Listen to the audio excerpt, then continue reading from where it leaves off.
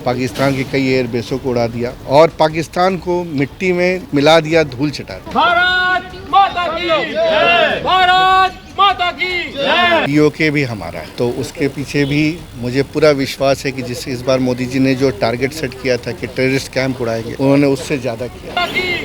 भारत माता की जय। पाकिस्तान और दुनिया को ये बताया कि हम टेररिस्ट को मार रहे हैं। भारत माता की जय, भारत माता की जय। एक भी terror is equal to war. इसका मतलब क्या हुआ, अगर पाकिस्तान जुर्रत करता कि हम भारत के ऊपर कहीं भी टेररिस्ट एक्टिविटी किया तो उसको भारत एक वॉर समझ। अब ये लड़ाई सिर्फ पाकिस्तान से नहीं थी, पाकिस्तान के पास आर्म्स टर्की से था, चाइना से था। प्रधानमंत्री मोदी जी ने जो कहा उन्होंने किया और अभी भी युद्ध थमा नहीं है। और पाकिस्तान जवाब में हमारे निर्दोष लोगों के ऊपर बॉम्ब चलाया, हमारे मंदिर के ऊपर, गुरुद्वारा के ऊपर, लोगों के ऊपर। मनीष जी रथ रवाना कर रहे हैं, क्या मैसेज देना चाह रहे हैं? तिरंगा यात्रा भी आप करने जा रहे हैं पटना में। देखिए, जिस तरह पाकिस्तान ने हमारे निर्दोष टूरिस्ट के ऊपर पहलगाम में जिस तरह उन्होंने अटैक किया और जितने बेरहमी से उन्होंने माता और बहनों के सामने हमारे लोगों को कत्ल किया, इससे पूरे देश में आक्रोश। और हमारे यशस्वी प्रधानमंत्री जी ने उसी समय जब बिहार आए तो उन्होंने बोला कि इनको हम मिट्टी में मिला देंगे, और उसके बाद उन्होंने पूरी मिलिट्री को पूरी छूट दी। और आपने देखा कि किस तरह मिलिट्री ने 11 से 12 जो मुख्य उनके जो हेडक्वार्टर्स थे, जिस हेडक्वार्टर्स को अमेरिका और जैसे से बड़े राज्य भी, कंट्री भी अटैक नहीं कर पाए, उसको भारत के सेना ने जाकर कितने प्रिसीशन के साथ, लेटेस्ट इक्विपमेंट के साथ उसको अटैक किया, उसको ख़त्म किया। और पाकिस्तान और दुनिया को ये बताया कि हम टेररिस्ट को मार रहे हैं। पाकिस्तान से हमारी लड़ाई उस समय नहीं थी, लेकिन पाकिस्तान इस बात को सुना नहीं और पाकिस्तान जवाब में हमारे निर्दोष लोगों के ऊपर बॉम्ब चलाया, हमारे मंदिर के ऊपर, गुरुद्वारा के ऊपर, लोगों के ऊपर।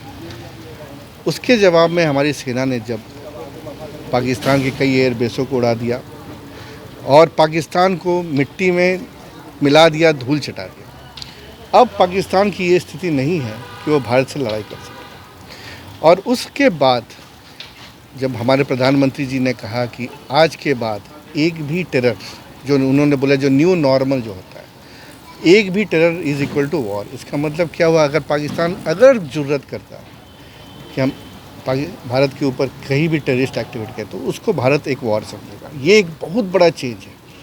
और आप समझ लीजिए कि उस दिन के बाद अभी तक पाकिस्तान हमें थ्रेट नहीं दे पाया है।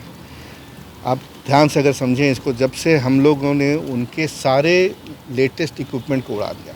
अब ये लड़ाई सिर्फ पाकिस्तान से नहीं थी, पाकिस्तान के पास आर्म्स टर्की से था, चाइना से था। तो समझ लीजिए कि हमारी सेना ने चाइना और टर्की के भी जो दुनिया के लेटेस्ट इक्विपमेंट है सबको ख़त्म कर दिया। तो इसके बाद भारत एक मिलिट्री सुपर पावर बन गया है और अब हमारी गिनती इजराइल और अमेरिका और इन लोगों की स्थिति में अब हम चले गए। इनसे भी शायद हमारा बेहतर है इक्विपमेंट। तो प्रधानमंत्री मोदी जी ने जो कहा उन्होंने किया और अभी भी युद्ध थमा नहीं है। तो पूरे बिहार में, पूरे पटना में, पूरे देश में एक हमारी सेना के लिए लोगों को बहुत गर्व है उनके ऊपर, और उनको धन्यवाद देने के लिए हमने ये पटना वासियों की तरफ से हम लोगों ने ये एक तिरंगा यात्रा का आयोजन किया है।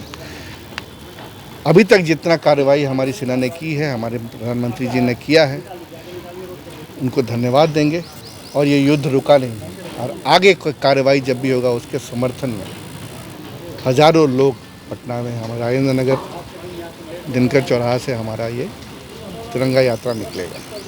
और इसमें देश, पटना के इन लोग, बाहर से भी लोग आ रहे हैं, बॉलीवुड स्टार भी आ रहे हैं, विदेश से भी लोग आ रहे हैं इस कार्यक्रम में जुटने के लिए।